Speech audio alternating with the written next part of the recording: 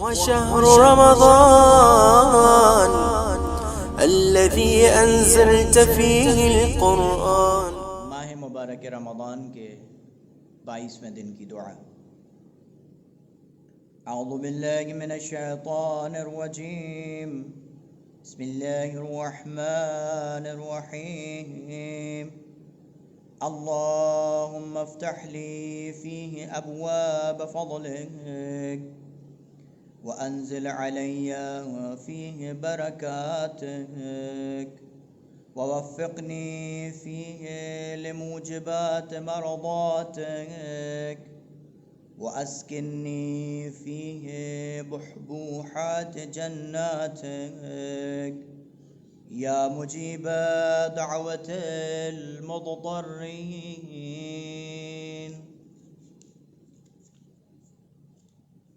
پروردگار اس مہینے میں میرے لیے اپنے فضل و کرم کے دروازے کھول دے اور مجھ پر اپنی برکتوں کو نازل فرما، اور اس میں تیری خوشنودی کے اسباب فراہم کرنے کی توفیق عطا کر، اور مجھے اپنی بہشت کے درمیان مرکزی جگہ میں سکونت عطا فرما. اے پریشان حال لوگوں کی دعاؤں کو قبول کرنے والے. آج کے دن کی دعا کے سب سے پہلے فراز میں ہم پروردگار عالم سے اس کے فضل و کرم کو طلب کرتے ہیں. ناظرین گرامی قدر، پروردگار عالم کا فضل و کرم اس کی ایک نعمت ہے. پروردگار عالم کا فضل ہمارے اوپر اس کا ایک انعام ہے. پروردگار عالم سے ہم کسی چیز کے طلبگار نہیں ہیں. پروردگار عالم ہمیں جو بھی عطا کر دے یہ اس کا لطف ہے. اب اس انسان کے اوپر ہے کہ پروردگار عالم کی اطاعت اور اس کی عبادت کرتے ہوئے اس کے فضل و کرم کے دروازوں میں سے داخل ہو جائے، یا پروردگار عالم کی نافرمانی کر کے جہنم کے دروازے میں داخل ہو جائے. اس لیے ہم دعا کرتے ہیں، ربنا عاملنا بفضلک ولا تعاملنا بعدلک یا کریم. پروردگار عالم میرا حساب کتاب اپنے فضل کے ذریعے کرنا، اپنے عدل کے ذریعے نہ کرنا. اس لیے کہ پروردگار عالم اگر اپنے عدل کے ذریعے لوگوں کا حساب کتاب کر لے تو پھر اس انسان کے لیے بڑا سخت مرحلہ ہوگا. پروردگار عالم سے ہم اس کے فضل کی توقع کرتے ہیں. اس لیے آج کے دن ہم پروردگار عالم سے اس کے فضل و کرم کو طلب کرتے ہیں. اس کے بعد ہم پروردگار عالم کی برکتوں کے نزول کی دعا کرتے ہیں. برکت کسی چیز کے ثابت اور باقی رہنے کو کہتے ہیں، یعنی پروردگار عالم کی ہر عطا، ہر نعمت، ہر رحمت جو باقی ہے اور پائیدار ہے برکت کہلائے گی. وہیں دوسری طرف اگر انسان کو کچھ نصیب ہو لیکن وہ اس کی زندگی میں زیادہ دوام نہ رکھے اور جلدی تمام ہو جائے تو یہ بے برکتی ہے. ناظرین گرامی قدر، ہم یہ دیکھتے ہیں کہ اس کائنات میں بھیڑ یا بکری 1 یا 2 بچے دیتی ہے، یا کبھی کبھی شذ و نادر 3 بچے دے دیتی ہے، لیکن وہیں دوسری طرف سال میں ہم لاکھوں کروڑوں بھیڑ بکریوں کو قربان کر دیتے ہیں، لیکن اس کے باوجود پروردگار عالم نے ان بھیڑ اور بکریوں میں برکت رکھی ہے جو کہ ہمیشہ پائیدار ہے اور ثابت ہے اور باقی ہے.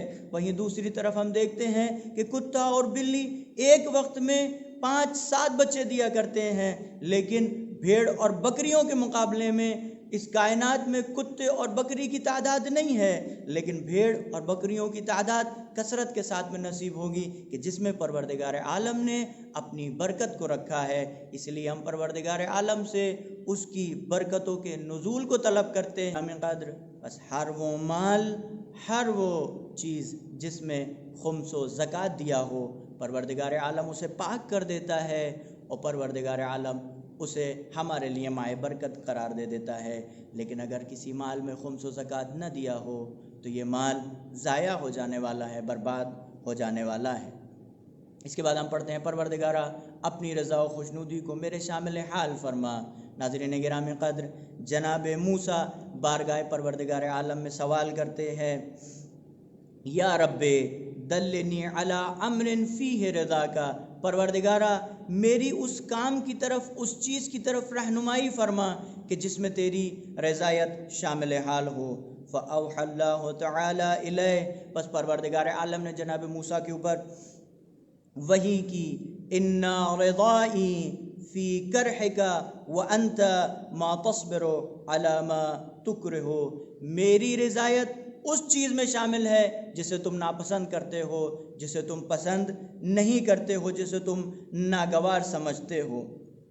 فقال یا رب دلنی علیہ، پس جناب موسیٰ کہتے ہیں پروردگارا میری اس چیز کی طرف رہنمائی فرما کہ میں جان جاؤں وہ کون سی چیز ہے کہ جسے میں ناپسند کرتا ہوں، جسے میں دوست نہیں رکھتا، جسے میں قبول نہیں کرتا۔ پروردگار عالم فرماتا ہے ان رضائی فی رضاک بقضائی، پروردگار کہتا ہے اے موسیٰ میری رضایت تمہارا میری قضاء و قدر میں راضی رہنا ہے، یعنی پروردگار عالم ارشاد فرماتا ہے کہ اگر تم اپنے نصیب اور اپنی قسمت سے راضی ہو تو سمجھ لینا میں پروردگار عالم تم سے راضی ہوں، اور اگر تم اپنے نصیب اور اپنی قسمت سے ناراض ہو اور اپنے نصیب و قسمت کو کوستے نظر آ رہے ہو تو سمجھ لینا کہ میں تم سے ناراض ہوں۔ اس لیے آج کے دن ہم دعا کرتے ہیں پروردگارا اپنی رضایت میرے شامل حال فرما، اور اس کے بعد ہم پڑھتے ہیں پروردگارا مجھے جنت میں اعلیٰ مقام پر سکونت عطا فرما، یعنی اس کا مطلب پروردگار عالم کی جنت کے مقامات مختلف ہیں، درجات مختلف ہیں۔ ناظرین گرامی قدر، روایت میں ملتا ہے ایک شخص امام موسیٰ کاظم علیہ السلام کی خدمت میں آیا، مولا اس سے سوال کرتے ہیں کہ کیا تو اس دنیا میں رہنا چاہتا ہے؟ یہ شخص کہتا ہے جی مولا میں اس دنیا میں رہنا چاہتا ہوں۔ مولا اس سے سوال کرتے ہیں کہ تو اس دنیا میں کیوں رہنا چاہتا ہے؟ یہ شخص کہتا ہے تاکہ میں قل هو اللہ احد کی تلاوت کروں، سورہ توحید کی تلاوت کروں۔